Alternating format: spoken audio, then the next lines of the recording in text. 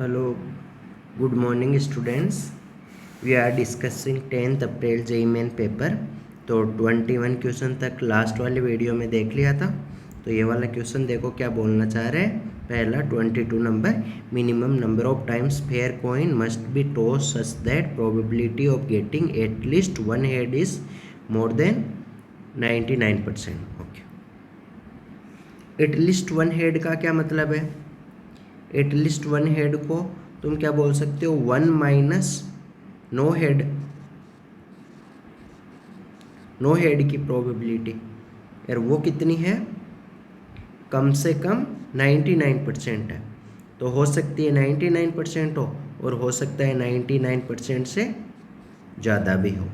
तो ये लिख दिया मैंने। वन माइनस नो हेड की प्रोबेबिलिटी क्या होगी, मालूम है तुमको। वन माइनस नो हेड की प्रोबेबिलिटी होती है वन माइनस ये वो है एन सी आर, वो वाला फॉर्मूला होता है ना।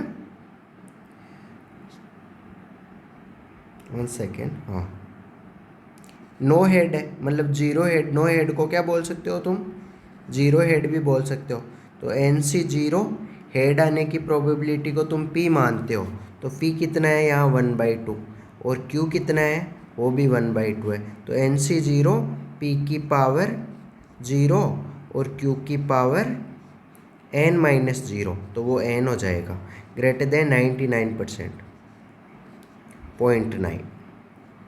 इसको उधर ले जाओ और इसको इधर ले आओ तो 1 माइनस 0.99 कितना हो जाएगा, 1/100 हो जाएगा greater than n c zero होता है 1 और ये हो गया 1/2 पावर एन।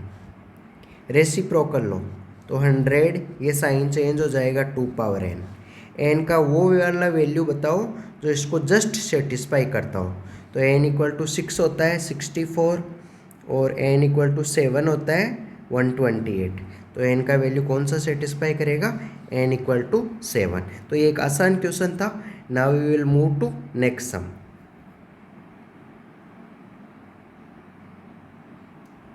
नो हेड को बोलते हो जीरो हेड, है ना। तो इसलिए ये फॉर्मूला लगाया। फॉर्मूला कौन सा, जो ये पढ़ा है प्रोबेबिलिटी चैप्टर में, n c r p power r और q power n minus r. ये किसका फॉर्मूला है कि तुमको एक एक्सपेरिमेंट को तुम एन टाइम रिपीट करते हो तो तुमको आर टाइम सक्सेस मिलने की प्रोबेबिलिटी बताओ।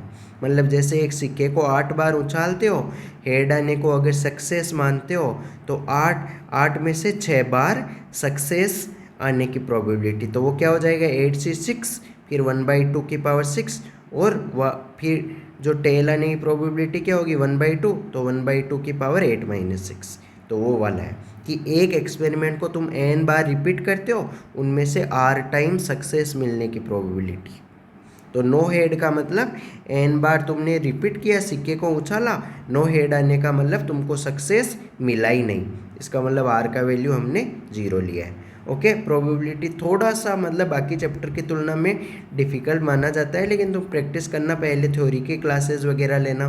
किसी को कोई डाउट हो तो थ्योरी वगैरह के लिए कांटेक्ट कर सकता है। कोई टॉपिक रिवाइज करना हो, किसी कोचिंग में पढ़ रहे हो, वहाँ के तुम्हारे मतलब स्टडी मटेरियल के क्वेश्चंस वगैरह तुमसे नहीं हो रहे हैं, उनसे रिलेटेड उनके डाउट्स वगैरह क्लियर करने के लिए लाइव क्लास वगैरह चाहिए, और ओलंपियाड KVPI जेईई मेन जे एडवांस के क्वेश्चंस वगैरह सॉल्व करने के लिए तुमको लाइव क्लास चाहिए, तो उसके लिए कांटेक्ट कर सकते हो। एक मिनिमम रेट में प्रोवाइड कर दिया जाएगा। ओके, कमेंट सेक्शन में पूछ सकते हो।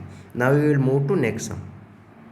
नेक्स्ट वाला सम भी आसान है। क्या गिवन है बेटा इसमें, नेक्स्ट वाले सम में गिवन है कि ये हाइपरबोला है, तो हाइपरबोला को स्टैंडर्ड फॉर्म में बदल लो। 144 को नीचे ले आओ तो 16 9 जा 144 होता है, माइनस 9 का डिवाइड करो 144 में तो y² अपॉन 16 हो जाएगा इक्वल टू 1। यानी ये 144 है, इसको नीचे ले आए, दोनों के नीचे अलग अलग।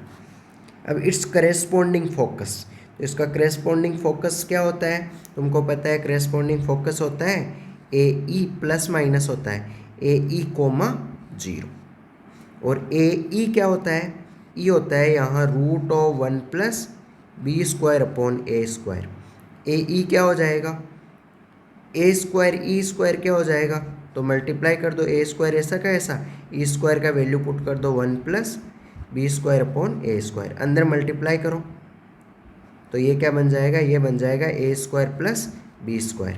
अब हमको तो रूट ऑफ ए ई चाहिए, तो इसका रूट लोगे तो वो ए ई बनेगा, तो इधर भी रूट लेना पड़ेगा, यहाँ भी रूट है ना।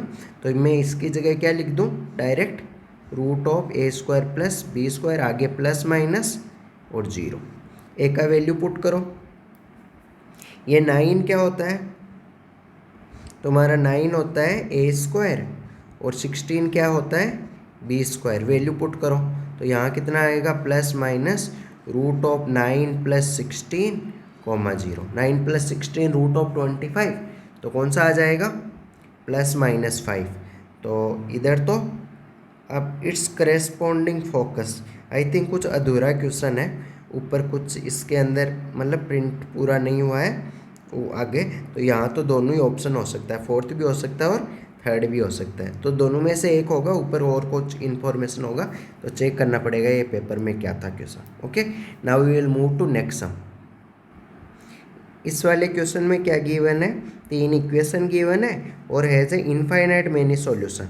तो इनफाइनाइट मैनी सॉल्यूशन, लेमडा का वैल्यू निकालना है हमको, फिर वो लेमडा का जो वैल्यू आएगा वो चेक करना है कि इस इक्वेशन को सेटिस्फाई कर रहा है ना। तो वो तो बाद की बात है, पहले लेमडा का value has a infinite many solution. तो इनफाइनाइट मैनी सॉल्यूशन के लिए क्या कंडीशन बताया था, d इक्वल टू 0, तो d इक्वल टू 0 करो। d क्या होता था, फर्स्ट वाले कॉलम में लिखेंगे x के कोफिशिएंट, तो x के कोफिशिएंट क्या है 1 4 3, नीचे देखो तो 1 4 3। सेकेंड वाले कॉलम में लिखेंगे y के कोफिशिएंट, तो y के कोफिशिएंट कितना है, यहाँ 1, यहाँ लेमडा, यहाँ 2, तो 1 लेमडा 2। थर्ड वाले कॉलम में लिखेंगे z के कोफिशिएंट, यहाँ 1 minus lambda minus 4, 1 minus lambda minus 4 equal to करना है 0। कुछ प्रॉपर्टीज़ लगा दो, एक तो मैं लगा रहा हूँ ताकि आसानी से हो जाए, C2 equal to C2 minus C3, और एक लगा रहा हूँ C3 equal to C3 minus C1। यानी क्या कर रहा हूँ मैं, दो जगह 0 बनाना चाह रहा हूँ, एक तो यहाँ 0 और एक यहाँ 0, दो ये ब्लैक कलर से बंद किया है। करो यहाँ 1 4 3, C2 माइनस C3 करो, इस 1 में से ये 1 घटाओ तो 0, लेमडा में से माइनस लेमडा घटाओ 2 लेमडा आएगा, 2 में से माइनस 4 घटाओ 6 आ जाएगा। ऐसे ही ये वाला लास्ट वाला 1 में उसमें से स्टार्टिंग वाला 1 घटाओ तो 0 आ जाएगा।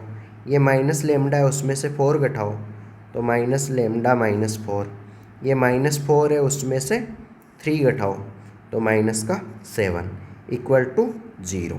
एक्सपेंड कर दो इसको, एक्सपेंड करो, ये इधर हाइड किया इधर हाइड किया, तो क्या हुआ 2 लेमडा इंटू 7 कितना हो गया, माइनस का 14 लेमडा, और बीच में माइनस आएगा, फिर 6 को मल्टीप्लाई करना है किससे, माइनस लेमडा माइनस 4 से, इक्वल टू 0 करना है। करो ये, तो ये कितना हो जाएगा, प्लस का 6 माइनस का 8 लेमडा और प्लस का 6 और 8, ओके, माइनस का 8 लेमडा और प्लस का 24 इक्वल टू 0। तो लेमडा का वैल्यू कितना आया 3। अब ये वाले वैल्यू के लिए वैसे तो कोई चेक करने की ज़रूरत नहीं है, D1 चेक कर लेना, D2 चेक कर लेना, वो भी 0 ही बनेंगे, लेकिन यहाँ ज़रूरत नहीं है क्योंकि हमको देखो ना एक ही लेमडा का वैल्यू आ रहा है, अगर 2 लेमडा के वैल्यू आते तब तो ये वाले वैल्यूज़ भी चेक करते D1 D2 की कौन सा वाला सिलेक्ट करें। तो ये वाला लेमडा का वैल्यू कितना आया हमारे लिए 3 आया, तो ये लेमडा का वैल्यू 3 देखो कौन से ऑप्शन में सेटिस्फाई कर रहा है, तो ऑप्शन नंबर सेकंड चेक करो जैसे, तो कितना आएगा 3 का स्क्वायर 9 माइनस 3 माइनस 6, तो देखो ये 0 हो जा रहा है, तो विच ऑप्शन करेक्ट हुआ, option number second is answer for this sum. Now we will move to next sum. तुमने जो इंटीग्रेशन के लिए रूल पढ़ा है वो इन सब के लिए पढ़ा है, क्या के लिए, कि साइन एक्स की पावर m कोस x की पावर n dx, कि m इवन होता n ओड होता तब क्या रूल, दोनों ओड होते तब क्या रूल, दोनों इवन होते तब क्या रूल, m नेगेटिव होता एन पॉजिटिव होता तब क्या रूल, दोनों नेगेटिव होते तब क्या रूल। तो इसका मतलब इस क्वेश्चन को देख के हम स्टैंडर्ड में बदलने की कोशिश करेंगे। तो स्टैंडर्ड वाला क्या है, साइन और कोस। तो इस क्वेश्चन को देख के इनको साइन और कोस में चेंज कर लो, करो साइन और कोस में चेंज। तो लिमिट ऐसा का ऐसा रहने दो। तो ये क्या बन जाएगा, 1/cos x की पावर 2/3 एर साइन x की पावर 4/3 dx। तो ये नीचे आ गया। इनको ऊपर ले जाओगे तो जैसे क्या बनेगा, साइन x की पावर -4/3। तो ये नेगेटिव बन रहा है, m नेगेटिव। तो क्लास नोट्स में क्या बताते हैं रूल कि m अगर नेगेटिव हुआ, साइन x की पावर नेगेटिव हुआ, तो क्या करते हैं, कैसे न कैसे करके हमको tan x को t पुट करना होता है। ये रूल होता है। ये क्लास नोट्स का टाइप का क्वेश्चन है ना। तो tan x को t पुट करने के लिए हमको tan x में बदलना पड़ेगा इसको। तो उसके लिए क्या करना पड़ेगा हमको, उसके लिए हम किससे डिवाइड कर दे, यहाँ cos x की पावर 4/3 से डिवाइड कर दे, और मल्टीप्लाई भी किससे कर दे, मल्टीप्लाई भी कर दे हम cos x की पावर 4/3 से मल्टीप्लाई भी कर दे और डिवाइड भी कर दे। तो ये क्या बन गया अब हमारा, ये बन गया हमारा sine x by cos x, ten x बन गया। तो नीचे बन गया टेन एक्स की पावर 4/3, और ये कोस एक्स, यहाँ भी कोस एक्स है और यहाँ भी कोस एक्स है, बेस सेम है तो पावर ऐड हो जाएगी। तो पावर क्या है, 2/3 है एक तो, और एक क्या है 4/3 है। दोनों को ऐड करोगे तो 6/3 क्या हो जाएगा 2। तो नीचे और क्या आ जाएगा, नीचे आ जाएगा कोस एक्स का square dx। Cos square x को ऊपर भेज दो तो ये बन जाएगा सेक स्क्वायर एक्स, नीचे क्या बन गया टेन एक्स की पावर 4/3 dx। अब पता चल गया होगा, टेन एक्स को t मान लो। तो टेन एक्स को t मानोगे तो ये माना है, डिफ्रेंशिएट करो तो क्या आएगा, sec square x dx equal to dt। तो ऊपर क्या बन जाएगा dt, और नीचे t पावर 4/3, तो वो ऊपर आएगा तो t पावर -4/3 और dt। इंटीग्रेशन करो तो t पावर -4/3 प्लस 1, और नीचे भी -4/3 प्लस 1, तो वो माइनस का 1/3 हो जाएगा। तो ये सिंप्लीफाई किया तो यह आएगा माइनस का 3 आ गया, और 1 t पावर माइनस का 1/3, तो टेन एक्स की पावर माइनस का 1/3। तो उसको प्लस में बनाना चाहते हो तो कोट एक्स की पावर 1/3 बन गया। ये बन गया क्वेश्चन। अब हमको इसमें लिमिट पुट करना है। लिमिट क्या है हमारा, लिमिट देखो, लिमिट है, अपर लिमिट तो है, लोअर लिमिट है π/6, अपर लिमिट है π/3। तो माइनस का 3 को तो बाहर ले लो एक बार। कोट π/3 क्या होता है, 1/√3 होता है ना।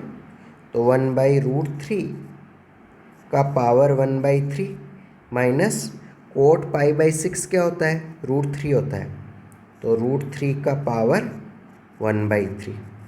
इसको सिंप्लीफाई करो, तो इसको सिंप्लीफाई करोगे तो पावर 1 है, तो 1/6 में 1 ऐड किया तो 7/6, और वो माइनस का तो 7/6। तो कौन सा वाला ऑप्शन हुआ, चेक करो। 7/6 ओनली एक ऑप्शन में ही है। कैसे 7/6, क्योंकि रूट का मतलब क्या होता है 1/2 होता है, और ये ऊपर 1/3 भी है। तो 1/2 इंटू 1/3 कितना हो जाएगा, 1/6 हो जाएगा। और ये बाहर देखो 3 पावर 1 है, वो 1/6 में ऐड होगा तो क्या हो जाएगा 7/6। तो 7/6 वैसे एक ही ऑप्शन में है, तो विच ऑप्शन करेक्ट हुआ। कई बार क्या होता है, टाइम बचाने के लिए सब करना पड़ता है कि पूरा सॉल्व नहीं करे, जितने से तुम्हारा काम हो रहा है उतना सॉल्व कर दे। So option a is correct. आया होगा समझ में, क्लास नोट्स टाइप का क्वेश्चन है। Now we will move to next sum. इस वाले में क्या गिवन है, ये लाइन दोनों कर्व को टच कर रही है। तो इसका मतलब एक लाइन दो कर्व को टच करने का मतलब उनकी क्या हुई, कॉमन टेंजेंट। Common tangent. तो कॉमन टेंजेंट की बात करें तो अगर पैराबोला हुआ तुम्हारा Y square equal to 4ax, उस केस में उसकी टेंजेंट क्या होती है, y equal to m x plus a by m. A क्या है यहाँ, ये 4 एक जो एक इस पैराबोला की इक्वेशन वाला ए है। एम क्या है, एम है स्लोप ऑफ टेंजेंट। और अगर सर्कल तुम्हारा होता है, थ्योरी बता रहा हूँ इस क्वेश्चन का, x square plus y square equal to a square, तो उसकी टेंजेंट की इक्वेशन होती है y equal to m x plus minus a root 1 plus m square. या तो मैं बात कर लूँ, यहाँ अलग ले लो क्योंकि दोनों ए मिक्स हो रहा है ना। तो अगर मैं सर्कल की रेडियस r ले लूँ तो यहाँ क्या हो जाएगा, r रूट यहाँ प्लस माइनस होता है, तो ये दोनों, तो इसका मतलब कॉमन टेंजेंट है, इसका मतलब दोनों लाइनें सेम ही हो जाएगी, दोनों लाइनें क्या हो जाएगी, सेम ही हो जाएगी। तो मैं नीचे लिख रहा हूँ a बाई एम, दोनों लाइनें सेम होगी तो क्या बोल सकते हो तुम कि ये वाला पोर्शन तो सेम है, y equal to m x यहाँ भी है, y equal to m x same क्यों होगी, क्योंकि एक सेम लाइन है जो दोनों कर्व को टच कर रही है, इसका मतलब दोनों की कॉमन टेंजेंट है। तो इसका मतलब क्या हुआ, दोनों की कॉमन टेंजेंट का क्या मतलब हुआ, दोनों लाइनें सेम ही है, तो y equal to m x वाला पार्ट तो दोनों के अंदर सेम है, तो जो डिफरेंट है वो भी सेम ही होगा। तो a बाई एम किसके इक्वल होगा, r root 1 plus m square के। अब वैल्यू पुट कर दो, ये इसको कंपेयर कर लो 4ax से, किससे, Y square equal to 4ax से, तो 4a कितना हुआ, 4a इक्वल टू 4 रूट 2, तो इससे a का वैल्यू कितना आया, a का वैल्यू आ गया रूट 2, है ना।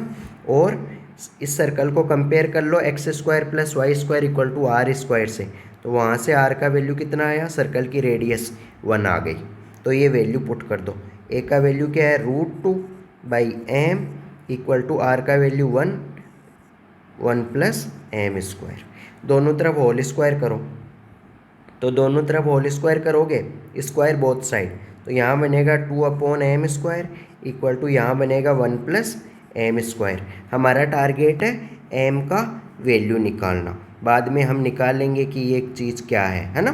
तो एम का वैल्यू निकालना, तो एम का वैल्यू निकालने के लिए क्या करोगे कि let m square equal to t मान लो या एक्स मान लो, m square equal to x मान लिया लेट, तो ये क्या बन जाएगा 2 upon x equal to 1 plus x, cross multiply करो तो ये बनेगा 2 equal to x square plus x, 2 को भी उधर ले जाओ तो x square plus 2x minus x minus 2 common लो, तो यहाँ से फैक्टर क्या है, x इंटू एक्स प्लस 2 और माइनस कॉमन लो तो x प्लस 2 इक्वल टू 0, तो यहाँ से आया x का वैल्यू एक तो 1 आया और दूसरा x का वैल्यू आया -2। सिंस x क्या है, एम स्क्वायर है, तो कोई नंबर का होल स्क्वायर नेगेटिव तो हो नहीं सकता, तो जो दूसरा वाला वैल्यू आया है x इक्वल टू -2 वो तो हो जाएगा कैंसल, कौन सा एक्सेप्ट होगा, x इक्वल टू 1 वाला, तो x की जगह 1 पुट करो, तो यहाँ से एम स्क्वायर कितना आया इक्वल टू 1 आया, तो m का वैल्यू क्या आया +-1। सिंस ये वाली लाइन क्या है, इसमें क्या पूछा है, c का वैल्यू पूछा है, तो c क्या है, ये टेंजेंट है, कॉमन टेंजेंट, तो कॉमन टेंजेंट का ये जो y c क्या है, यहाँ y इंटरसेप्ट है, y इंटरसेप्ट ऊपर देखो क्वेश्चन के साइड में लिख रहा हूँ y इंटरसेप्ट, तो इसका मतलब टेंजेंट का y इंटरसेप्ट पूछा है। तो जैसे मैं बात करूँ कि इस वाली y इक्वल टू, ऊपर देखो, ऊपर जो लाइन है ब्लैक कलर से बंद कर रहा हूँ मैं, y equal to m x plus a by m, उसमें y इंटरसेप्ट क्या होगा,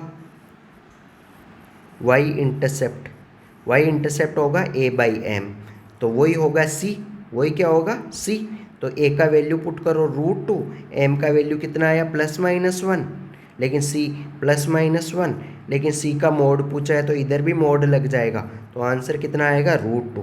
चेक करो which option is correct, so for your this sum option d is the correct. Now we will move to next sum. आसान question है, common tangent के हर बार almost JEE Main में या पूछे जा रहे हैं क्वेश्चन, बार बार कुछ ना कुछ चेंजेस करके, तो इसको अच्छे से लर्न कर लो। Okay, now we will move to next sum. तो क्या करना रहता है इन क्वेश्चनों में, हमेशा दोनों के लिए दो टेंजेंट की इक्वेशन लिख लेती है, दोनों को आपस में इक्वल करना रहता है। तो y equal to m x वाला पार्ट तो सेम ही रहेगा, जो इंटरसेप्ट वाला पार्ट है वो दोनों आपस में इक्वल करके प्रोसीड करना रहता है। क्या गिवन है, इलिप्स के ऊपर टेंजेंट और नॉर्मल फाइंड करना है पहले तो, है ना। तो 2,2 के ऊपर तो टेंजेंट की इक्वेशन तो क्या होगी, t equal to 0। T equal to 0 कैसे लगाते हैं, 3x² को रिप्लेस करेंगे, t इक्वल टू 0 x² को रिप्लेस करेंगे x1 से, y² को रिप्लेस करेंगे y1 से। x1 कितना है, x1 जो ये वाला पॉइंट, x1 है 2 और y1 कितना है 2, तो ये वैल्यूज़ इसमें पुट कर दो। तो 3x into x1 plus 5y into y1 equal to 32। x1 का वैल्यू पुट करो, x1 और y1 का वैल्यू, तो x1 कितना है 2, तो क्या हो जाएगा ये इक्वेशन 6x 2 यहाँ 10y इक्वल टू 32। 2 को कॉमन लेके उधर भेज दो, तो 3x plus 5y equal to 16। ये क्या आई, टेंजेंट आ गई। अब अगर बात करें हम नॉर्मल की, तो अगर मैं बात करूँ डायग्राम की, तो ये इलिप्स है, ये पॉइंट है P 2,2 और 2,2 के ऊपर एक टेंजेंट है,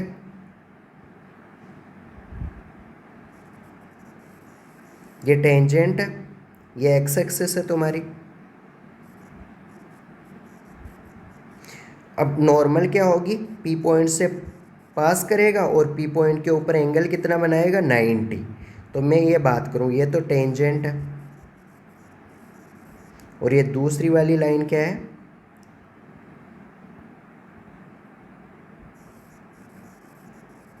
जो ये ब्लैक कलर से ड्रॉ किया, नॉर्मल है। नॉर्मल की क्या खास बात होती है कि वो उसके टचिंग वाले पॉइंट से पास कर रहा है नॉर्मल, और वो टेंजेंट के ऊपर परपेंडिकुलर है।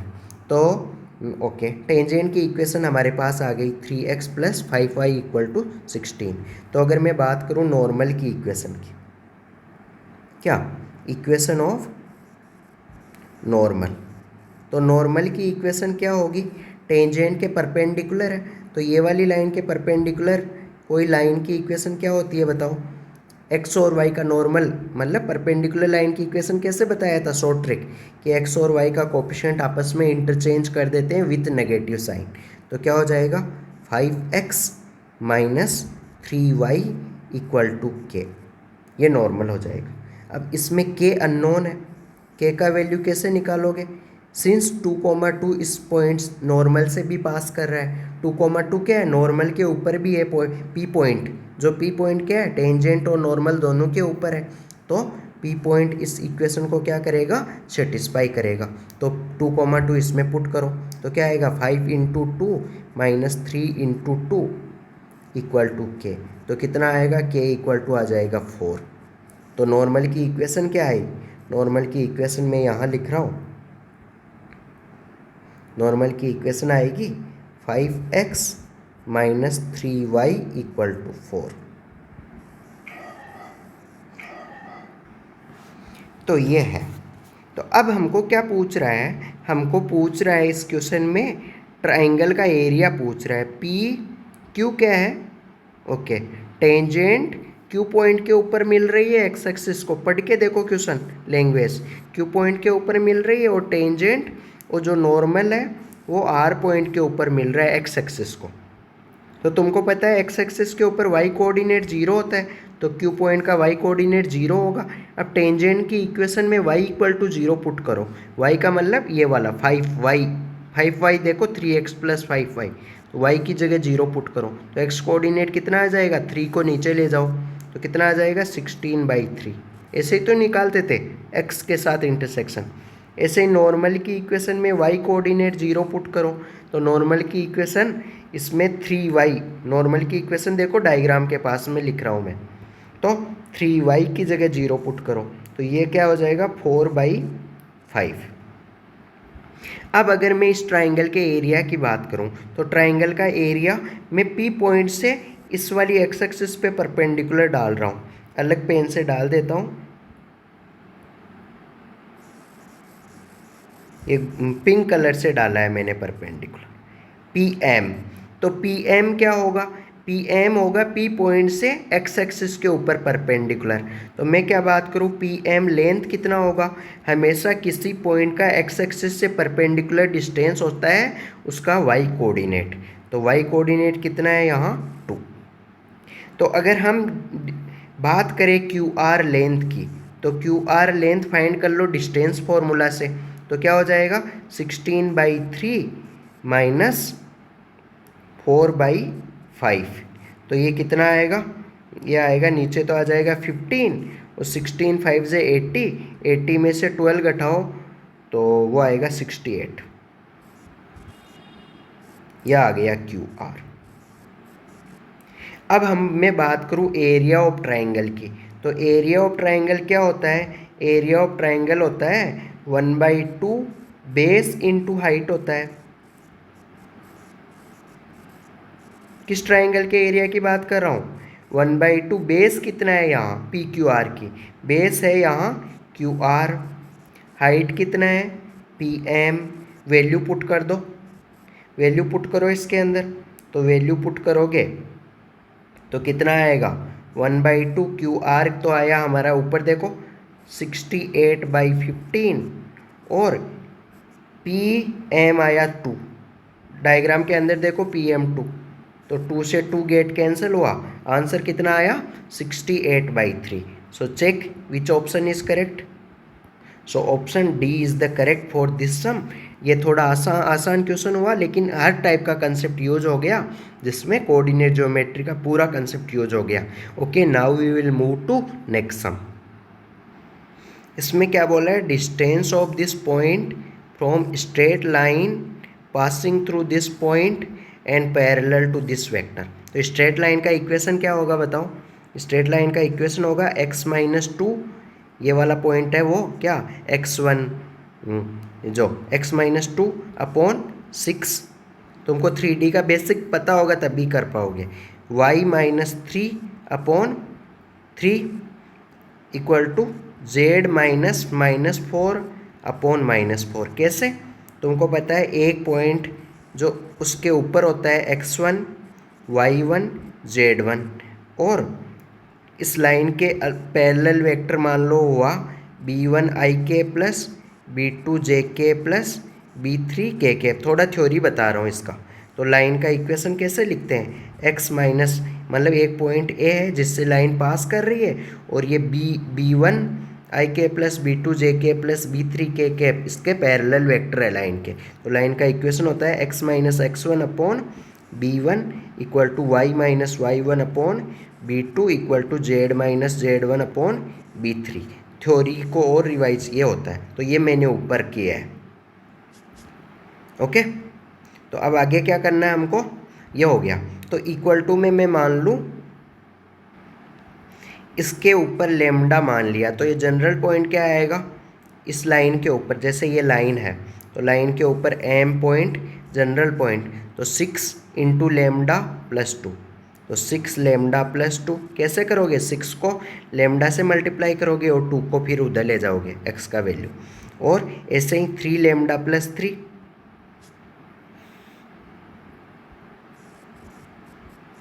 ऐसे ही -4 लेमडा -4, ये एम पॉइंट आया। अब ये जो ऊपर पॉइंट गिवन है ना -ik plus 2jk plus 6k, ये पॉइंट यहाँ है -1 2 6, ये ए पॉइंट है। ए और एम का जब भी कोई पॉइंट की लाइन से डिस्टेंस पूछे तो हमेशा उसका मतलब होता है परपेंडिकुलर डिस्टेंस। तो ए एम फाइंड करना है। लाइन के पैरेलल वेक्टर बताओ, लाइन के पैरेलल वेक्टर है हमको गिवन है 6ik plus 3jk minus 4kk। इसको लाइन के पैरेलल वेक्टर में मान ले रहा हूँ, ये बी वेक्टर है। तो ये बताओ बी वेक्टर लाइन के पैरेलल है और ए एम वेक्टर लाइन के परपेंडिकुलर है। इसका मतलब ए एम और इस बी वेक्टर के बीच में एंगल कितना होगा 90। इसका मतलब दोनों का डॉट प्रोडक्ट 0।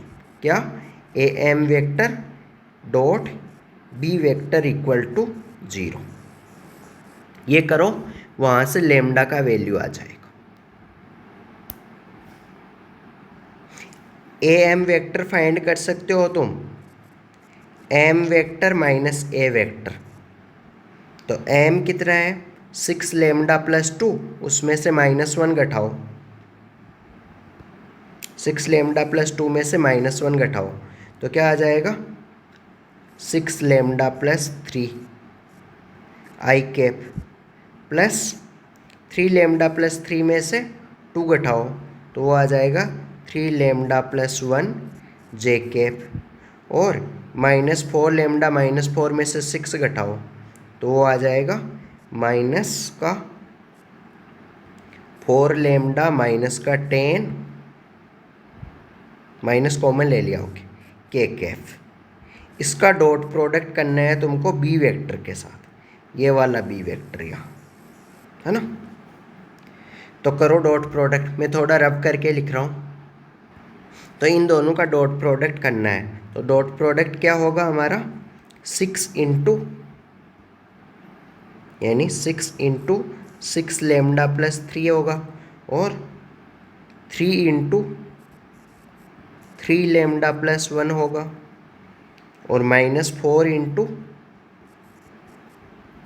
-4 लेमडा प्लस 10 होगा, equal to 0। Dot product equal to 0। Lambda का कोफिशिएंट बताओ 36 प्लस 9 प्लस 16, और बिना लेमडा वाले टर्म बताओ 6 3 जा 18 प्लस 3 1 जा 1, और माइनस का 4 10 जा प्लस का हो जाएगा, माइनस माइनस प्लस का 40 इक्वल टू 0। ये 36 प्लस 25 कितना हुआ 1, और 61 हुआ, और 61 ही हुआ क्या, 25 प्लस 61 ही हुआ, और ये कितना हुआ 19 प्लस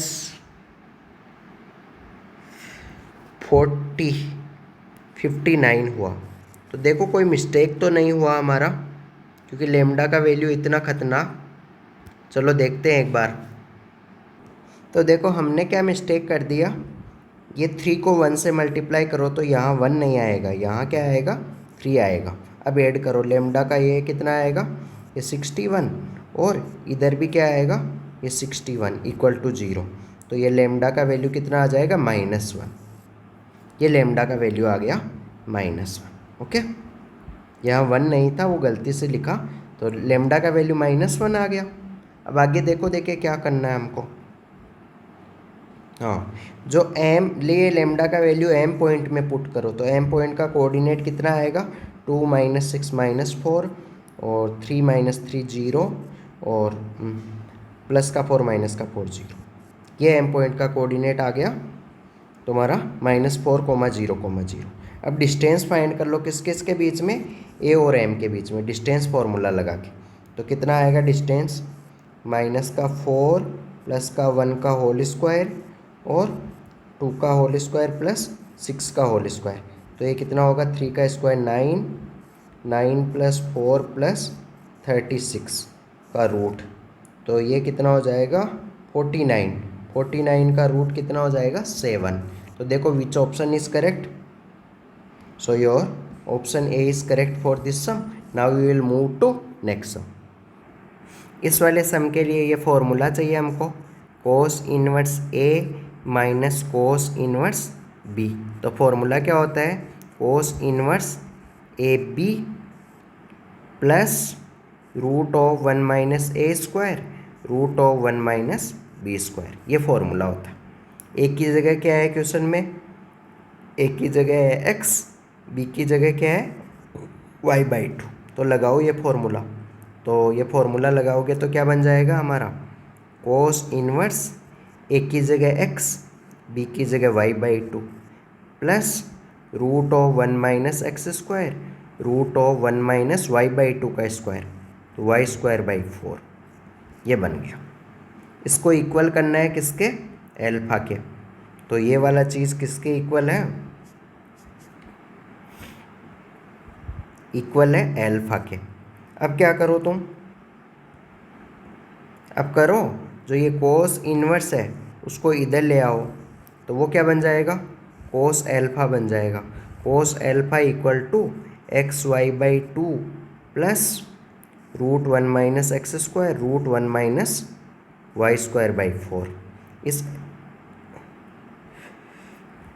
इसको भी इधर ही ले आओ तो ये क्या बन जाएगा, ये बन जाएगा तुम्हारा cos अल्फा माइनस xy/2 और उधर बनेगा रूट के अंदर, पूरा रूट के अंदर ही रहने दो, 1 minus x square 1 minus y²/4। अब क्या करो, स्क्वायर बोथ साइड कर लो, स्क्वायर बोथ साइड, दोनों साइड स्क्वायर कर लो। तो ये क्या बनेगा, कोस एल्फा, यहाँ स्क्वायर कर देता हूँ, इधर भी स्क्वायर कर दिया, एक स्टेप बच गया हमारे। स्क्वायर करो, इसका स्क्वायर ओपन करो तो ये बनेगा cos square alpha plus x² y²/4 minus का 2ab, a माइनस बी का स्क्वायर, तो 2 से 2 कैंसिल हो जाएगा, तो xy cos alpha equal to, इधर इसको यहाँ बन जाएगा, रूट हट जाएगा तो 1 minus x square into 1 minus y²/4। अब हमको चाहिए क्या, इसको मल्टीप्लाई करो, यहाँ मल्टीप्लाई करो, तो कैसे करोगे मल्टीप्लाई, 1 से 1 मल्टीप्लाई होगा तो 1 आएगा, plus minus x square minus y²/4 से होगा तो x² y²/4 आएगा, फिर माइनस x² 1 से होगा तो माइनस का x² आएगा, और ये y²/4 इस 1 से होगा तो माइनस का y²/4 आएगा। अब ये वाला टर्म कैंसिल हो गया तुम्हारा, x²/4, यहाँ भी x²/4, ये पार्ट कैंसिल हो गया। और एलसीएम वगैरह लो,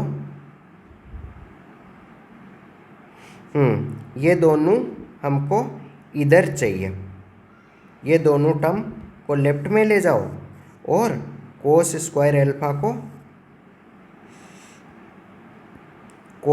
एल्फा को राइट में ले आओ 1 के साथ में, तो दोनों को लेफ्ट में ले गए तो क्या बन गया, उधर माइनस का x² है तो इधर प्लस का x², उधर माइनस का y²/4 है तो इधर प्लस का y²/4, और फिर माइनस का xy कोस एल्फा, वो उधर गया तो उधर क्या बन गया, 1 माइनस कोस स्क्वायर एल्फा, तो ये तो क्या बन गया, 1 माइनस कोस स्क्वायर एल्फा, ये 1 है, वो बन गया तुम्हारा साइन स्क्वायर एल्फा।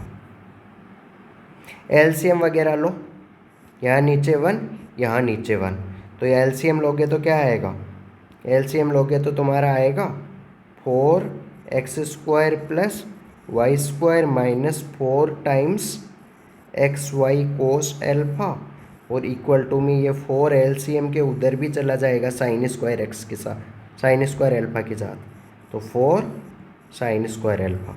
तो देखो ये वाला टर्म ही चाहिए था हमको, क्वेश्चन में देखो, क्वेश्चन में देखो क्या चाहिए था, 4x² plus y² minus 4xy alpha, ये वाला ही पूछा है हमको। तो ये वाला किसके इक्वल आया हमारा, राइट में देखो 4 साइन स्क्वायर एल्फा, तो विच ऑप्शन करेक्ट हुआ, तो your option d is the correct answer for this sum. Now we will move to next sum. Okay, we will stop because other question is mathematical reasoning.